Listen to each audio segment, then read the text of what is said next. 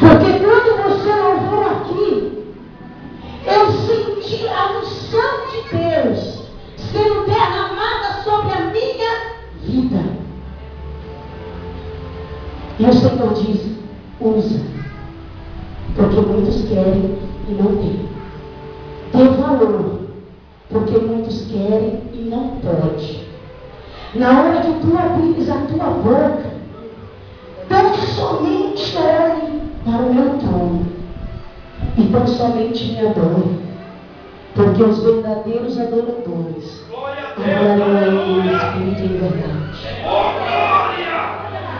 E o Senhor me falou mais, irmão, para você, irmão, dar valor àquilo que Deus te deu, aprender mais. Sabe por quê? Não entenda o mistério que Deus está querendo falar com você. Deus está dizendo assim, ó, uma simples palavra tua pode mudar todo o seu dia. Um simples gesto seu pode mudar o quadro da tua vida.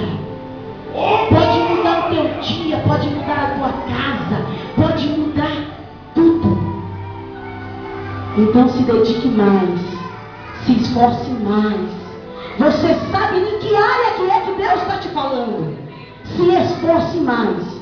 E tu vai ver que num simples gesto, ou numa simples palavra, Deus vai trabalhar. Amém?